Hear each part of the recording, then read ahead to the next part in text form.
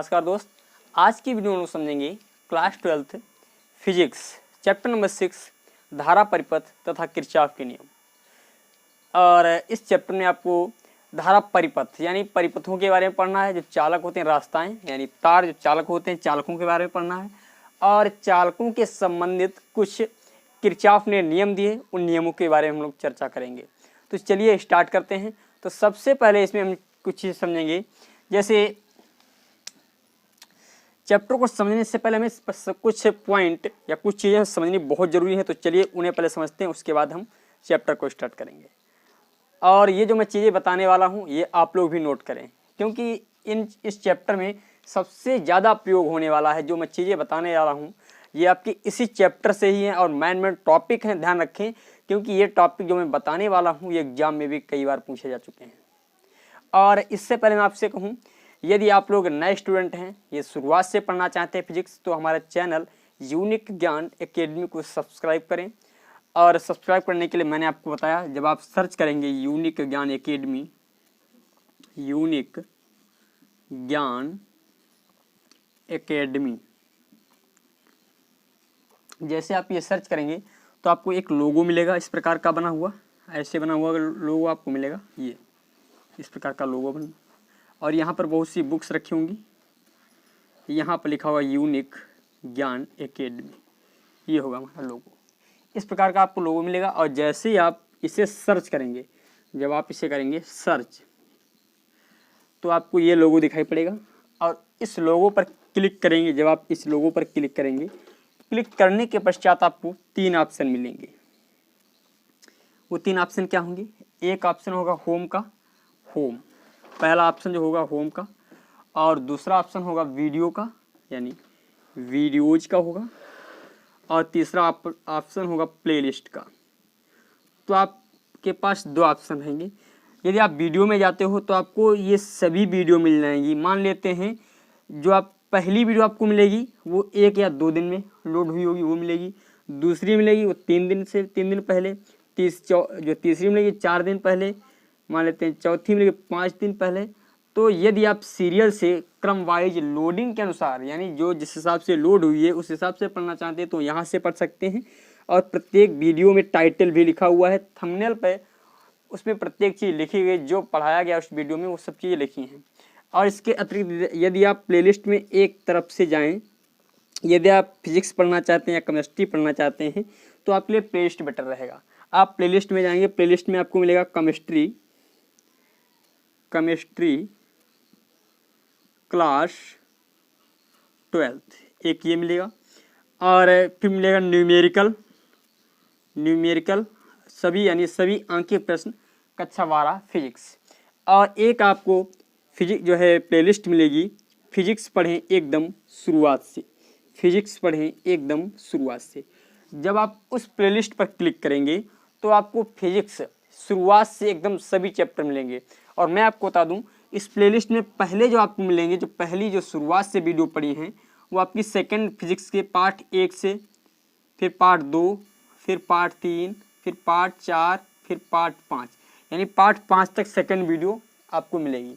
उसके पश्चात मैंने फर्स्ट वीडियो फर्स्ट वीडियो आएगी वो फर्स्ट फिजिक्स। इसमें आपको पहला पार्ट मिलेगा, फिर दूसरा पार्ट, फिर तीसरा पार्ट, फिर चौथा पार्ट, फिर 5वां पार्ट, फिर 6ठा पार्ट। ये मैंने इतने पार्ट लगभग आपको पढ़ा दिए। 1 यानी इधर 6, 5, 11 पार्ट मैंने फिजिक्स के आपको पढ़ा दिए हैं। यदि आप इन्हें विधिवत रूप से पढ़ लेते हैं तो इतने से ही मेरा प्रॉमिस है आपकी 50% फिजिक्स क्लियर हो जाएगी। यदि आप 50% फिजिक्स क्लियर कर लेते हैं तो एग्ज़ाम में आप 50% मार्क एक और पढ़ने से ही ला सकते हैं।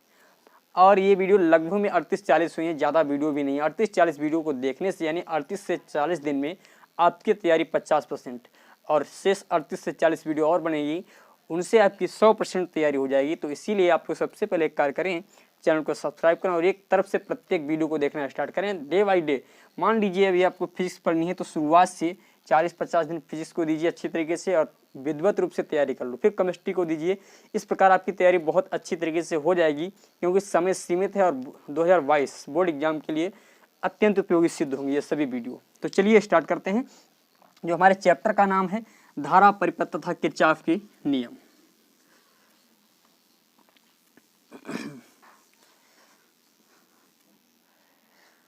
चैप्टर का जो नाम दे रखा है धारा परिपथ, धारा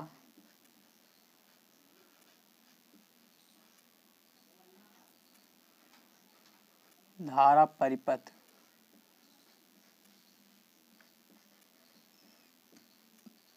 किरचॉफ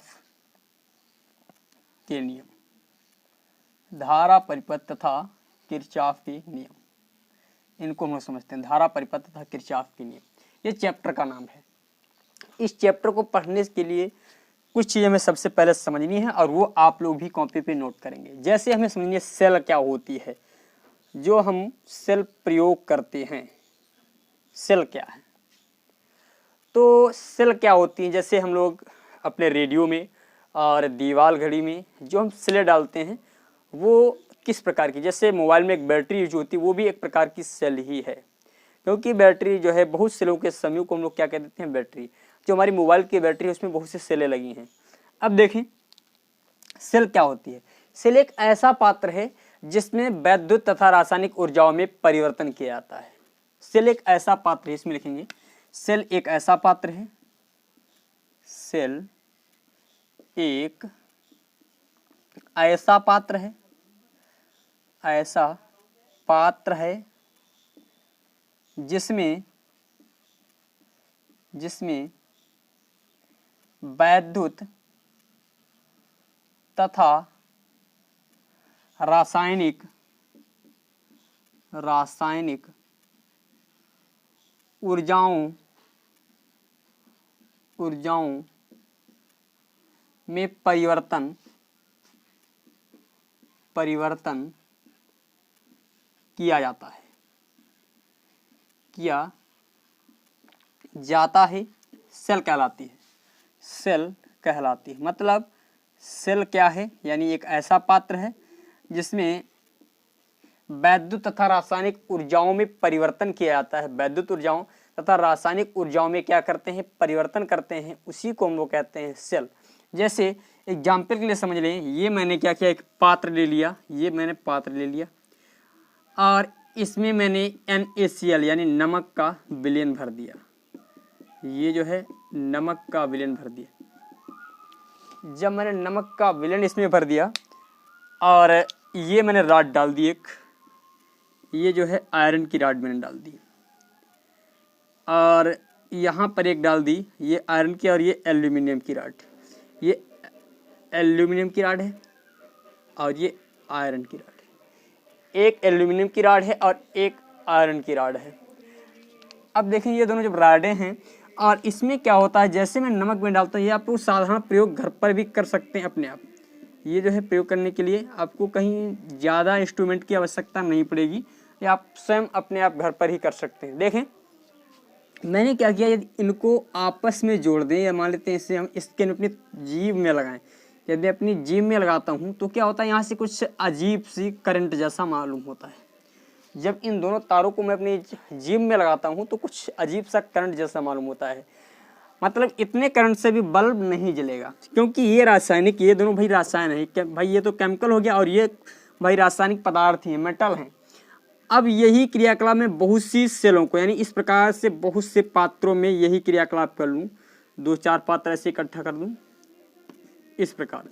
जब मैं बहुत से पात्र इस प्रकार इकट्ठा कर दूँ तो इस प्रकार, यानी इनको क्या करते हैं हम लोग श्रेणी क्रम में जोड़ देते हैं। देखें ऐसे, इसको इससे जोड़ दिया, अब फिर इधर बना दिया, इसको इससे जोड़ दिया, और ये इस प्रकार जो हमारा सेल बनता है, यानी बहुत सेलों के सहयोग से जो बनता है उसे हम कहते हैं बैटरी।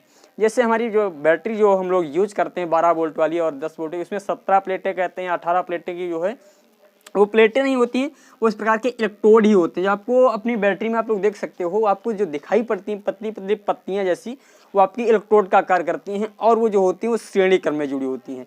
श्रेणी क्रम में कैसे जुड़ी होती हैं, क्योंकि एक का पॉजिटिव, देखिए ये मान लेते हैं पॉजिटिव है, ये निगेटिव है, ये पॉजिटिव है, ये निगेटिव, ये पॉजिटिव और ये निगेटिव।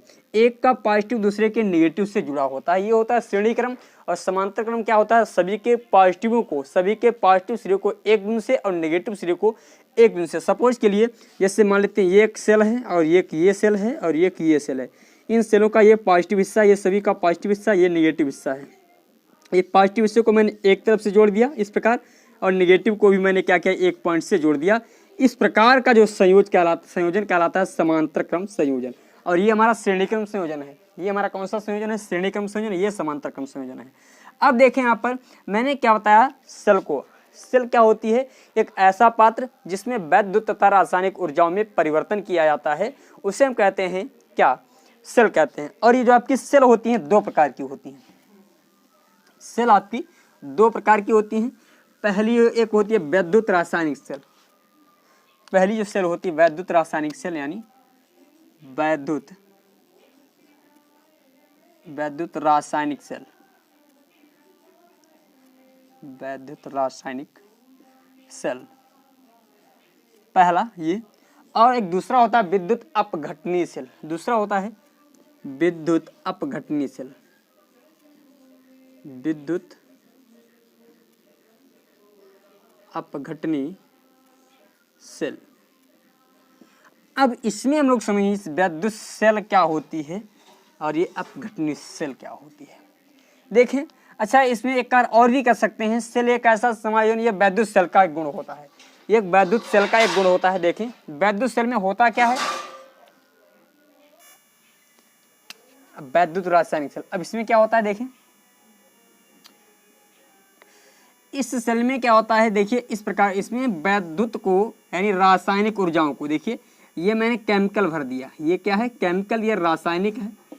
और रासायनिक ऊर्जाओं को जो विद्युत ऊर्जा में परिवर्तित करती है, ये भैया रासायनिक यानी ये केमिकल जो है हमारे, मान लेते हैं केमिकल में दो राडें पड़ी हैं और ये टोटल क्या है हमारा? रासायनिक। ये जो पूरा जो इंस्ट्रूमेंट बना है, ये पूरा जो सिस्टम जो बना है, ये रासायनिक ऊर्जा के लिए, ये हमारा जो है रासायनिक यानी केमिकल युक्त है। ये सब क्या है? रसायन है। ये टोटल क्या है? रसायन। और रसायन से भैया यहाँ पर मैं एक बल्ब जला देता हूँ, ये मतलब ये रासायनिक ऊर्जा जो विद्युत ऊर्जा में परिवर्तित हो जाती है, यानी इस प्रकार का सेल जो रासायनिक ऊर्जा को विद्युत ऊर्जा में परिवर्तित करता है, उसे कहते हैं वैद्युत रासायनिक सेल। क्या कहेंगे? वैद्युत रासायनिक सेल। यानी वह सेल जो रासायनिक ऊर्जा को विद्युत ऊर्जा में परिवर्तन, इसीलिए मैंने बताया था वैद्युत ऊर्जा, वैद्युत तथा रासायनिक ऊर्जाओं में परिवर्तन। देखिए यहाँ पर यह रासायनिक ऊर्जा है। ये कौन सी ऊर्जा है भैया? ये हमारी रासायनिक ऊर्जा है। और ये कौन सी है? वैद्युत ऊर्जा। मतलब रासायनिक ऊर्जा को वैद्युत ऊर्जा में परिवर्तित करने वाली सेल को हम वैद्युत रासायनिक सेल कहते हैं। क्या कहते हैं? वैद्युत रासायनिक सेल। देखें तो इसमें एक पॉइंट लिख लेंगे, वह सेल जो रासायनिक ऊर्जा को वैद्युत ऊर्जा में, वह सेल जो वैद्युत ऊर्जा को यानी विद्युत ऊर्जा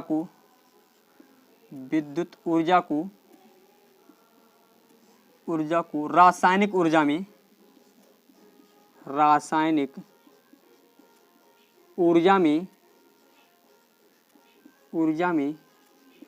परिवर्तित करती है, विद्युत रासायनिक सेल कहते हैं। विद्युत रासायनिक सेल कहते हैं।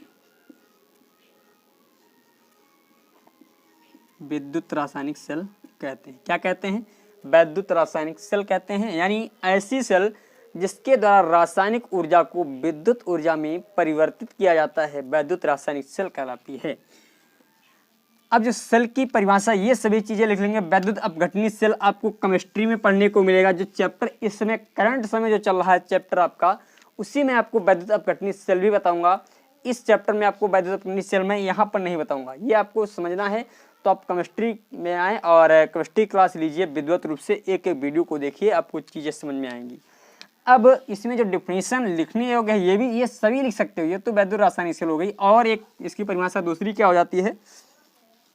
ऐसी युक्ति जिसके, ऐसी युक्ति लिखेंगे, ऐसी युक्ति जिसके द्वारा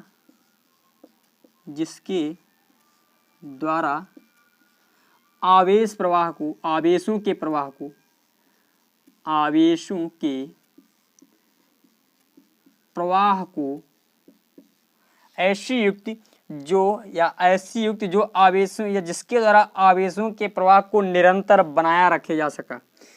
जिस आवेशों के प्रवाह को निरंतर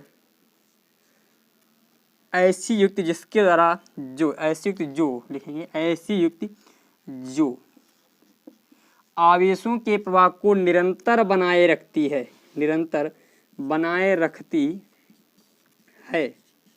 सेल कहलाती है ऐसी युक्ति जो आवेशों के प्रवाह को निरंतर बनाए रखती है सेल कहलाती है। और एक पॉइंट और लिख लेंगे, सेलों के संयोजन को हम बैटरी कहते हैं। लिखेंगे सेलों के संयोजन को बैटरी कहते हैं। सेलों के संयोजन को क्या कहेंगे भैया? बैटरी कहते हैं। सेलों के संयोजन को हम लोग क्या कहेंगे? बैटरी। चलो अब समझते हैं कुछ चीजें। और इसमें बैटरी का प्रतीक क्या होता है? यदि बैटरी का प्रतीक देखा जाए तो हम जो इसमें यूज करेंगे बैटरी के प्रतीक को और सेल के प्रतीक को। जो सेल का प्रतीक होता है सिंपल ये होता है, ये सेल का प्रतीक होता है, ये पॉजिटिव और ये नेगेटिव, ये सेल का प्रतीक है। और बैटरी का प्रतीक ये इस प्रकार का होता है।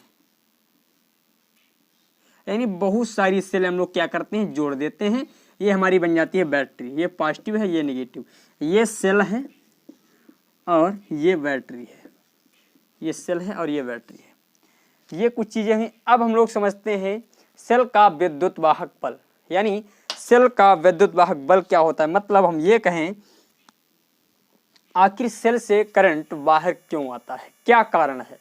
भाई सेल से या तो आवेश को कोई बाहर भेज रहा है इसलिए आ रहा है। भाई ऐसे मान लेते हैं पैसा चाहे कितना भी घर में अधिक हो, जब तक कोई कारण नहीं लगता तब तक घर से नहीं निकाला जाता है। तो इसी प्रकार सेल में आवेश तो भरा है, उसके पास आवेश है, परंतु क्या कारण पड़ता है जिससे आवेश बाहर आता है? क्या कारण है? तो या कोई लाता है, तो उसको हम लोग समझते हैं। तो देखें, सबसे पहले समझेंगे सेल का वैद्युत वाहक बल। उसी में हम लोग ये चीजें समझेंगे क्यों आवेश बाहर आता है। सेल का वैद्युत वाहक बल, हेडिंग डालेंगे सेल का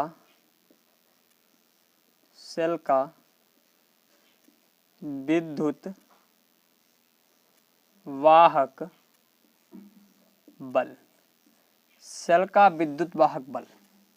तो सेल का विद्युत वाहक बल क्या होता है? तो सबसे पहले इसमें समझें, सेल के विद्युत वाहक बल को हम लोग प्रदर्शित करते हैं ई से। यानी लिखेंगे इसे, एक पॉइंट लिख लें, इसे ई से प्रदर्शित करते हैं।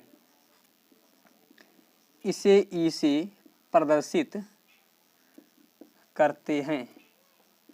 और ई बराबर एक फार्मूला क्या होता है?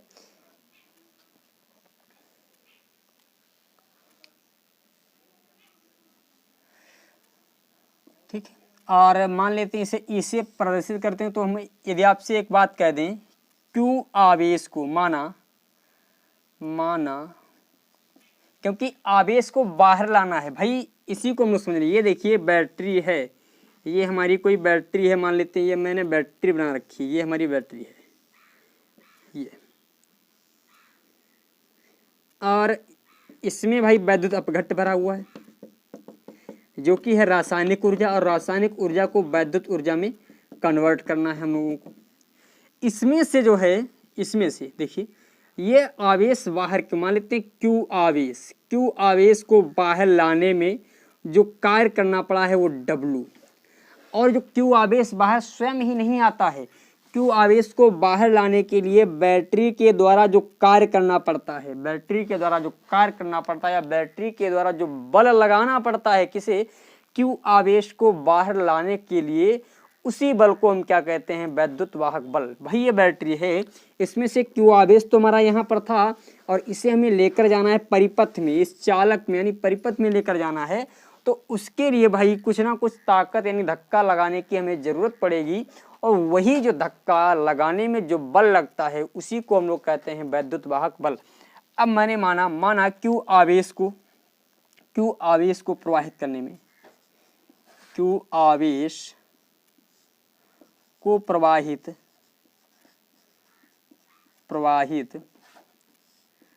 करने में किया गया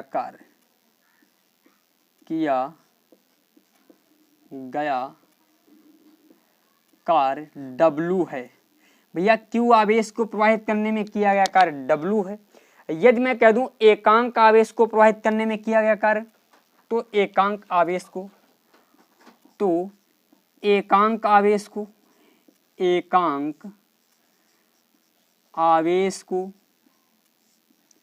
प्रवाहित करने में किया गया कार्य, एकांक आवेश को प्रवाहित करने में किया गया कार्य क्या हो जाएगा, W/Q। अच्छा, यही जो कार्य है इसी को हम लोग कहते हैं वैद्युत वाहक बल, अर्थात E बराबर हो जाता है W/Q। हम ये लिख सकते हैं, क्या लिखेंगे, किसी एक कूलाम आवेश, मान लेते हैं Q बराबर, अब मैं वैल्यू रख दूं यहाँ पर 1, Q बराबर मैं रख दूं 1, तो E बराबर क्या हो जाएगा W। तो इसमें क्या लिखेंगे, एकांक आवेश या एक कूलाम आवेश को किसी परिपथ में प्रवाहित करने के लिए किया गया कार्य।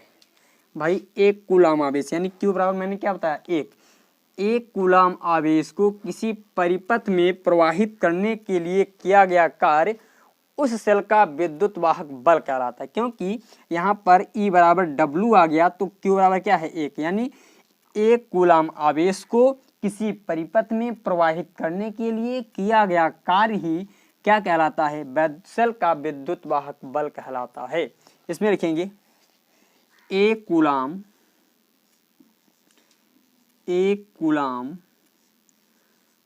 आवेश को प्रवाहित करने के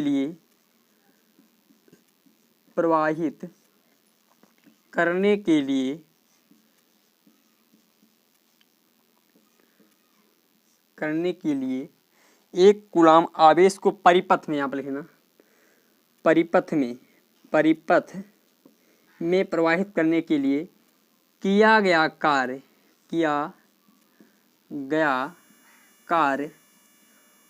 उस सेल का विद्युत वाहक बल कहलाता है। उस सेल का विद्युत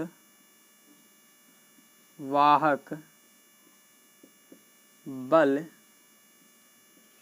कहलाता है। उस सेल का क्या कहलाता है, विद्युत वाहक बल कहलाता है। यानी एक कूलाम आवेश को परिपथ में प्रवाहित करने के लिए किया गया कार्य उस सेल का विद्युत वाहक बल कहलाता है। क्या कहते हैं, उस सेल का उसे वैद्युत वाहक बल कहते हैं। यहाँ तक क्लियर हो गया। ये हो गया हमारा वैद्युत वाहक बल। यानी E बराबर क्या होता है, ये हमारा E बराबर W/Q हो जाता है। और ये जो बल होता है ये जो है अदिश राशि, यहाँ पर लिख लेंगे, यह एक अदिश राशि है, यह एक अदिश राशि होती है, अदिश राशि है। यदि मैं इसकी विमा वगैरह लिखना चाहूँ तो विमा क्या आ जाएगी। अच्छा, इसका अभी मात्रक लिखना चाहें तो मात्रक भैया कार्य क्या है हमारा, जूल, और Q क्या है, आवेश, यानी आवेश का मात्रक होता है कूलाम, यानी इसका जो मात्रक होगा जूल प्रति कूलाम, इसका मात्रक जूल प्रति कूलाम होता है। इसका मात्रक लिखेंगे, इसका मात्रक जूल प्रति कूलाम होता है, जूल प्रति कूलाम होता है। और जूल प्रति कूलाम को ही हम लोग क्या कहते हैं, वोल्ट भी कहते हैं। जूल प्रति कूलाम को हम लोग क्या कहेंगे, वोल्ट, इसे वोल्ट भी कहते हैं, वोल्ट भी कहते हैं। यानी जूल प्रति कूलाम को ही हम लोग क्या कहते हैं, वोल्ट भी कहते हैं। चलो अब देखते हैं कुछ चीजें और।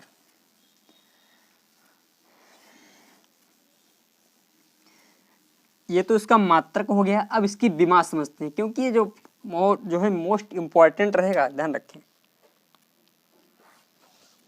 इसकी विमा समझते हैं। विमा कैसे निकालेंगे भैया, विमा के लिए देखिए E बराबर मैंने बताया W/Q था। W क्या है, W जो है यानी कार्य है, यानी कार्य, और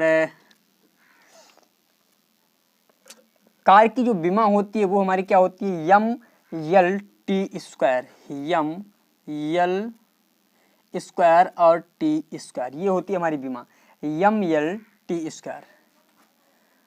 और Q यानी आवेश है, और आवेश की विमा होती है AT। आवेश की विमा क्या होती है? AT होती है। तो देखिए E बराबर क्या आ जाएगा हमारा, ML स्क्वायर और T, और ये आपका ये जो T है यहाँ पर जब ऊपर, ध्यान रखिए ये T माइनस में होता है, ये आपका T एक और जब ऊपर चला जाएगा तो ये भी माइनस में हो जाएगा, यानी माइनस के 3 हो गए, और A आपका प्लस में है तो ये भी ऊपर जाएगा तो माइनस में हो जाएगा। यानी जो इसकी फाइनल विमा हमारी आ जाएगी ML स्क्वायर T की पावर -3 और A की पावर -1, ये इसकी आ जाएगी हमारी क्या, विमा। ठीक है, ये हो गई हमारी इसकी विमा, किसकी, वैद्युत वाहक बल की। अब देख लिए किस पर निर्भर करता है, यानी ये वैद्युत वाहक बल जो है निर्भर कहाँ पर करता है, इसकी निर्भरता समझ लें, निर्भरता। तो इसमें जो निर्भर करता है प्लेटों की प्रकृति पर। देखें, मान लेते हैं ये कोई मैंने एक बैटरी लिया, सेल ली, इसमें ये प्लेटें हमारी पड़ी हैं, ये 2 प्लेटें हैं जो कि हमारी इलेक्ट्रोड और कैथोड और एनोड का कार्य करती हैं। ये 2 हमारी प्लेटें हो गई। अब देखिए ये प्लेटें मान लेते हैं यदि ये आयरन की है और ये एल्यूमिनियम की है। अब देखिए प्लेटों की प्रकृति, मान लेते हैं यहाँ पर आयरन और एल्यूमिनियम की है, और अब की बार मैं यहाँ पर एक दूसरी सेल ले लूँ तो देखिए ये यहाँ पर मैंने क्या किया, एक आयरन की ले ली, यानी एक Ag की ले ली और एक कॉपर की ले ली। तो देखिए इसमें वैद्युत वाहक बल कैसे प्रभावित होगा, क्योंकि जो है वैद्युत चालकता सिल्वर में सबसे अधिक होती है। सिल्वर में क्या होती है, सबसे अधिक। इसका मतलब जो यहाँ से आवेश यानी इलेक्ट्रॉन भाई लेकर जाएगा, आवेश को लेकर कौन जाएगा, इलेक्ट्रॉन। तो यहाँ से इलेक्ट्रॉन बहुत आसानी से, बहुत तीव्रता से निकल जाएगा, यानी इसमें बल इससे कम लगाना पड़ेगा। इसमें क्या है, बल कम लगाना पड़ेगा। और कॉपर में भी थोड़ी भाई आयरन से तो अधिक होती है, आयरन से तो अधिक होती है, परंतु यहाँ पर देखिए एल्यूमिनियम है और आयरन, और आयरन में देखा जाए विद्युत चालकता इन सभी की अपेक्षा बहुत कम होती है भाई। सिल्वर, कॉपर और एल्यूमिनियम इन सभी की अपेक्षा जो विद्युत चालकता होती है आयरन में कम होती है। यदि यहाँ से कोई इलेक्ट्रॉन जा रहा है तो उसे बाहर ले जाने के लिए यहाँ पर बहुत बल लगाना पड़ेगा, यानी बल लगाना पड़ेगा इस सेल को, किसे, सेल को। तो जब सेल को बल लगाना पड़ रहा है ज़्यादा, तो इसका मतलब ये प्लेटों की प्रकृति पर भी निर्भर करता है। वैद्युत वाहक बल जो है प्लेटों की प्रकृति पर निर्भर करता है। तो एक पॉइंट लिखें, प्लेटों की प्रकृति पर, प्लेटों की प्रकृति पर। पहला पॉइंट, प्लेटों की प्रकृति पर। और दूसरा पॉइंट और समझे। अब देखिए मैंने मान लिया एक ये सेल है और इसमें ये 2 हमारे इलेक्ट्रोड पड़े हुए हैं, ये 2 इलेक्ट्रोड, एक कैथोड का कार्य करता है और एक एनोड का कार्य करता है। ठीक है, ये देखिए इस प्रकार।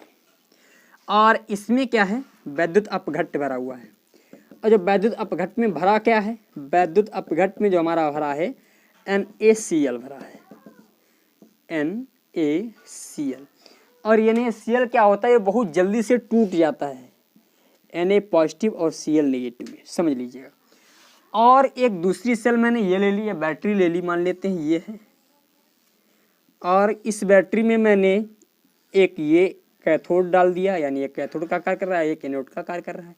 इसमें जो है वैद्युत अपघट्ट जो हमारा भरा हुआ है CH3COOH, तो इसमें जब ये आयनों में टूटेगा CH3COO- और H पॉजिटिव। अब देखें यहाँ से, क्योंकि ये जो है हमारा दुर्बल वैद्युत अपघट्ट है और ये जो है हमारा प्रबल वैद्युत अपघट्ट है, ये बहुत जल्दी से, ये मान लेते हैं ये पॉजिटिव है और ये निगेटिव है, ये पॉजिटिव है, ये निगेटिव है, तो निगेटिव जो क्लोरीन है बहुत जल्दी से इसकी ओर आकर्षित हो जाएगा और क्लोरीन तुरंत बाहर निकल जाएगा। Na जो है सोडियम है, ये पॉजिटिव है, ये निगेटिव की ओर बहुत जल्दी से आकर्षित होने से क्या करेगा, क्रिया कर लेगा। परंतु इधर इनकी जो विद्युत ऋणात्मकता क्या होती है, कम होती है। इन दोनों की विद्युत ऋणात्मकता कम होती है, यानी ये विद्युतीय गुण जो है बहुत कम प्रदर्शित करते हैं, ये दोनों विद्युतीय गुण को बहुत ही कम प्रदर्शित करते हैं। तो इन्हें जो बाहर ले जाने के लिए धक्का की ज़्यादा आवश्यकता पड़ेगी। ये तो आसानी से निकल जाएंगे, पर इन्हें जो है बाहर ले जाने के लिए एकदम बहुत तेज़ी से धक्का लगाने की आवश्यकता पड़ेगी। जब इन्हें बहुत तेज़ी से धक्का लगाने की आवश्यकता पड़ेगी तो इसका मतलब बल ज़्यादा लगाना पड़ेगा। और यहाँ पर NaCl यानी प्रबल वैद्युत अपघट्य है, तो यहाँ पर वैद्युत वाहक बल कम लग रहा है। तो एक पॉइंट यहाँ से भी निकल आया कि भैया वैद्युत अपघट्य की प्रकृति पर भी यह निर्भर करता है, वैद्युत अपघट्य की प्रकृति पर। दूसरा पॉइंट लिखें,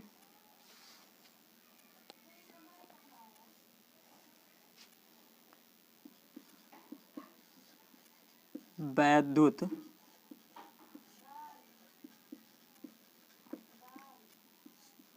अपघट्य की प्रकृति पर। कुछ पॉइंट अब ऐसे लिख लें, मैं आपको लिखवा देता हूँ। अनिर्भरता देखिए, अनिर्भरता किस पर करते हैं, यानी अनिर्भरता इसकी किस पर निर्भर नहीं करते हैं। तो पहला पॉइंट लिख लेंगे, प्लेटों के, ये आप लोग समझ, जितनी ज़्यादा चाहे डूबी हो, जितना भाई मान लेते हैं ये प्लेटें जब ज़्यादा डूबी होंगी तो बल पहले जितना लगाना पड़ा था उतना अब भी लगाना पड़ेगा। तो प्लेटों के डूबे हुए भाग पर। दूसरा पॉइंट, प्लेटों के बीच की दूरी पर, प्लेटों के बीच की दूरी पर। तीसरा पॉइंट, वैद्युत अपघट्य की मात्रा पर, वैद्युत अपघट्य की मात्रा पर, यानी इन सभी पर यह अनिर्भर है, यानी इनसे कोई मतलब नहीं है, चाहे इन्हें आप ज़्यादा कर दो चाहे कम कर दो, पर वैद्युत अपघट्य यानी विद्युत वाहक बल जितना लगना चाहिए था उतना ही लगेगा। ये तो हुआ हमारा वैद्युत वाहक बल। अब इसमें से ऐसा कैलकुलेशन की इसकी दिशाएं समझ लेते हैं। वैद्युत वाहक बल, तो वैद्युत वाहक बल कहीं पर एक पॉइंट लिख लें, नोट कर लें। यदि विद्युत वाहक बल को धारा की दिशा में, ये नोट करेंगे, यदि विद्युत वाहक बल को धारा की दिशा में, यदि वैद्युत वाहक बल को धारा की दिशा में, वैद्युत वाहक बल की धारा की दिशा में गणना की जाए तो पॉजिटिव चिन्ह लेते हैं, पॉजिटिव चिन्ह लेते हैं। यदि धारा की विपरीत दिशा में गणना की जाए तो नेगेटिव चिन्ह लेते हैं। ये दोनों पॉइंट लिखें। यदि वैद्युत वाहक बल की धारा की दिशा में गणना की जाए तो पॉजिटिव चिन्ह के साथ, और धारा के विपरीत दिशा में तो नेगेटिव चिन्ह के साथ। ये समझेंगे कैसे, देखिए मान लेते हैं यहाँ पर ये कोई सेल है,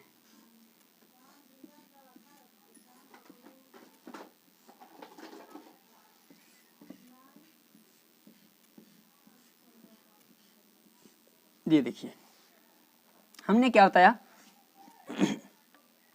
इस सेल का जो विद्युत वाहक बल है 2 वोल्ट, इसका 5 वोल्ट, इसका 7 वोल्ट और इसका 8 वोल्ट, 10 वोल्ट, 12 वोल्ट, 20 वोल्ट, ये है। अब हमें इस यानी बिंदु ए और बी के बीच कह दिया जाए परिणामी विद्युत वाहक बल बताइए, तो इसका जो है कैलकुलेशन हम लोग कैसे करेंगे। मैंने बताया धारा की दिशा में। अब देखिए हम लोग मान लेते हैं इधर से गणना करते हुए चल रहे हैं, हम लोग इधर चल रहे हैं, ठीक है। अब देखिए ये निगेटिव है, क्योंकि हमेशा कोई भी बैटरी होती है उसका जो छोटा वाला सिरा होता है वो निगेटिव होता है, बड़ा वाला सिरा पॉजिटिव होता है। और हमें मालूम है यदि इस बैटरी में धारा देखी जाए तो धारा इधर से ऐसे प्रवाहित होती है, ऐसे, ठीक है, यानी ऐसे आती है धारा, इसको समझिए। अब इसमें देखिए निगेटिव है और हम लोग चल रहे हैं उधर, परंतु इसमें जो पॉजिटिव में धारा की दिशा ये हो जाएगी, यानी धारा उधर ही चल रही है। तो भाई देखो धारा जो है हमारी उधर ही चल रही है, तो इससे हम 2 वोल्ट लिखेंगे पॉजिटिव, यानी प्लस में 2 वोल्ट लिख लिया। अब फिर देखिए इधर आ गए, इसमें भी धारा ये पॉजिटिव प्लेट है, क्योंकि धारा इधर आएगी तो इसमें प्लस का 5 वोल्ट लिख लिया। फिर देखिए इधर भी धारा उधर ही जा रही तो प्लस का 5 वोल्ट, 7 वोल्ट फिर लिख लिया। अब धारा हमारी इस सेल के लिए देखिए जो है प्लस वाला इधर है और प्लस से धारा बहती है, तो मतलब धारा इधर आएगी तो ये हो जाएगा माइनस का 8 वोल्ट हो जाएगा। अब फिर धारा इधर आई तो माइनस का 10 वोल्ट हो जाएगा। फिर धारा उधर जा रही है प्लस का 12 वोल्ट हो गया। फिर धारा उधर जा रही है प्लस का 20 वोल्ट हो गया। अब इनको जोड़ें तो कैलकुलेशन क्या होगा, देखिए माइनस का ये भी जोड़ लो, माइनस का ये भी जोड़ लो, और ये यानी ये 1 2 माइनस के हैं, यानी माइनस का यहाँ पर 2 7 7 7 14 और 14 यानी 34 और 10 44 46 हो गया पॉजिटिव, 46 वोल्ट हमारा पॉजिटिव, माइनस का 18 वोल्ट। तो भैया 46 से जब हम 18 ले जाएंगे तो हमारा 28 वोल्ट आ जाएगा प्लस का, यानी इस परिपथ ए और बी के बीच जो हमारा परिणामी वोल्ट होगा, परिणामी विद्युत वाहक बल होगा, वो 28 वोल्ट होगा। चलो अब हम लोग समझते हैं सेल का आंतरिक प्रतिरोध क्या होता है। देखें, इसको आप लोग दोबारा रिवर्स करके देखिएगा, क्योंकि एक बार में आपको चीज समझ में नहीं आने वाली है। सेल का विद्युत वाहक बल, सेल का विद्युत वाहक बल, देखें सेल का आंतरिक प्रतिरोध है ना, सेल का आंतरिक प्रतिरोध,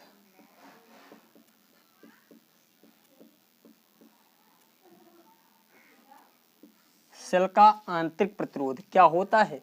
सेल का आंतरिक प्रतिरोध देखें,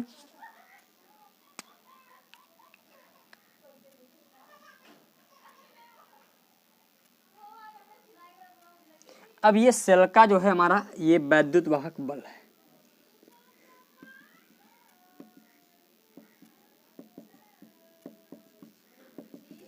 अब ये हमारी सेल है, ये हमारी सेल है और इस सेल में ये 2 इलेक्ट्रोड हैं। अब मान लेते हैं इसमें धारा को यानी धारा मान लेते हैं बाहर की ओर प्रवाहित हो रही है, इसमें धारा बाहर की ओर हम निर्गत कर निकाल रहे हैं। तो इसमें धारा के प्रवाह में ये वैद्युत अपघट्ट क्या होता है? अवरोध डालता है। धारा के यानी किसी सेल में उपस्थित वैद्युत अपघट्ट जो होता है धारा के प्रवाह में अवरोध डालता है, यानी रुकावट डालता है। और सेल का यही गुण क्या कहलाता है? सेल का आंतरिक प्रतिरोध, यानी किसी सेल में उपस्थित वैद्युत अपघट्ट धारा प्रवाह में बाधा डालता है, धारा प्रवाह में क्या करता है? बाधा डालता है। तो सेल का वही गुण जो बाधा डालता है उसी को हम लोग कहते हैं सेल का आंतरिक प्रतिरोध। इसे लिख लेंगे, किसी सेल में उपस्थित किसी सेल में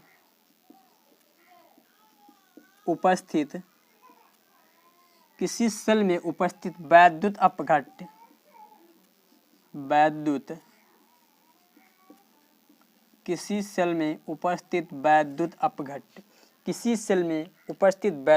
अपघट्ट धारा प्रवाह में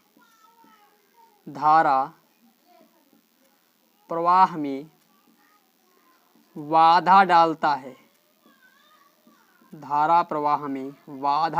है, यानी किसी सेल में उपस्थित वैद्युत अपघट्ट धारा प्रवाह में बाधा डालता है, धारा प्रवाह में क्या करता है? बाधा उत्पन्न करता है, बाधा डालता है। उसे ही सेल का आंतरिक प्रतिरोध कहते हैं, सेल का आंतरिक प्रतिरोध कहते हैं, आंतरिक प्रतिरोध कहते हैं। और इसको हम लोग जो है स्मॉल r से प्रदर्शित करते हैं, इसे स्मॉल r से प्रदर्शित करते हैं।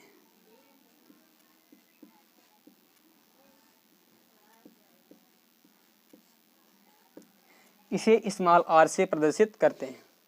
और ध्यान रखें, कोई भी सेल ले लें, किसी भी सेल का आंतरिक प्रतिरोध शून्य नहीं हो सकता है, किसी भी सेल का आंतरिक प्रतिरोध जो है शून्य नहीं हो सकता है। एक पॉइंट और लिख लें, किसी सेल का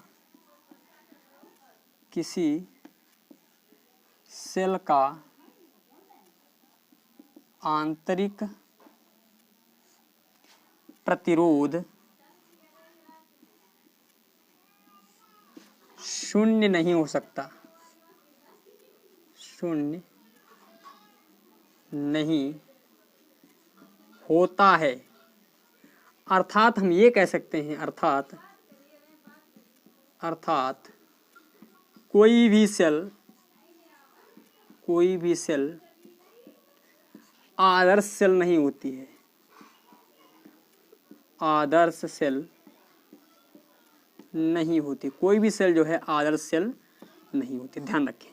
ठीक है, अब जो आंतरिक प्रतिरोध की निर्भरता देखी जाए तो निर्भर किस पर करता है? देखें, एक पॉइंट लिख लें, यानी सेल निर्भरता, आंतरिक प्रतिरोध की निर्भरता, आंतरिक प्रतिरोध की निर्भरता,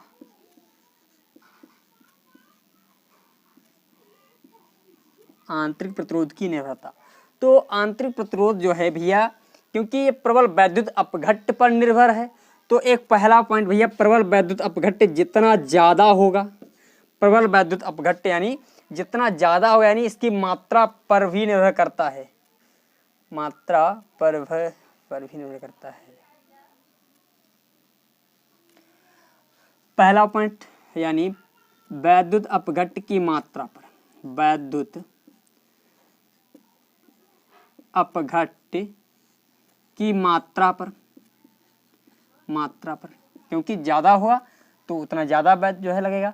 अब दूसरा पॉइंट देखिए, प्लेटें जैसे जैसे बढ़ रही, मतलब प्लेटों का डूबा हुआ भाग भी बढ़ रहा है, तो इसका मतलब यानी प्लेटों के डूबे हुए क्षेत्रफल पर, प्लेटों के डूबे हुए क्षेत्रफल पर। और दूसरा पॉइंट बता दें, जो प्लेटों की जो बीच की दूरी होती है उस पर भी निर्भर करता है, प्लेटों की बीच की दूरी पर। तो तीसरा पॉइंट लिख लें, प्लेटों के बीच की दूरी पर। और पॉइंट लिख लें, प्लेटों के बीच की दूरी पर, और ये जितना ज़्यादा गाढ़ा होगा, ये अपघट्ट जितना ज़्यादा गाढ़ा होगा उतना ही जो आंतरिक प्रतिरोध क्या होगा, ज़्यादा होगा। तो अगला पॉइंट लिखेंगे, वैद्युत अपघट्ट की सांद्रता पर, वैद्युत अपघट्ट की सांद्रता पर, वैद्युत अपघट्ट की सांद्रता पर भी निर्भर करता है। और देखें, और सांद्रता पर निर्भर करता है, इसके अतिरिक्त जो है ताप पर भी निर्भर करता है। इसका मैं ताप बढ़ा दूं तो सांद्रता क्या होती है, कम हो जाती है, तो इसका मतलब ये ताप पर भी निर्भर करता है, यानी ताप पर निर्भरता, ताप पर भी निर्भर करता है। और वैद्युत अपघट्ट की प्रकृति पर भी निर्भर करता है, वैद्युत अपघट्ट की प्रकृति पर, वैद्युत अपघट्ट की प्रकृति। और सेल की आयु पर भी निर्भर करता है, यदि सेल ज़्यादा पुराना है तो ज़्यादा प्रतिरोध हो जाएगा, सेल की आयु पर, सेल की आयु पर, इन सभी पर निर्भर करता है। चलो आज की वीडियो यहीं तक, और कल की वीडियो हम लोग क्या समझेंगे, सेल के टर्मिनल विभवांतर और वैद्युत वाहक बल में संबंध समझेंगे। और इसके अतिरिक्त बहुत से पॉइंट हैं, किरचॉफ के नियम समझेंगे क्या होते हैं। कल का जो वीडियो है बहुत इंपॉर्टेंट होने वाला, और इसी चैप्टर में व्हीटस्टोन सेतु है, ये बहुत जो है मोस्ट इम्पॉर्टेंट होने वाला है। एक चीज़ को, एक वीडियो को विधिवत रूप से देखिए, तभी आपको समझ में आएगा, अदरवाइज आपको समझ में नहीं आने वाला है। एक तरफ से सभी वीडियो देखिए, मैं आपसे यही कहता हूँ। यदि आप एक तरफ से हमारे रेगुलर स्टूडेंट हैं तो आपको प्रत्येक चीज़ समझ में आएगी, अदरवाइज आपको दिक्कत हो सकती है। फिर मिलते हैं अगली वीडियो, तब तक के लिए आपको नमस्कार।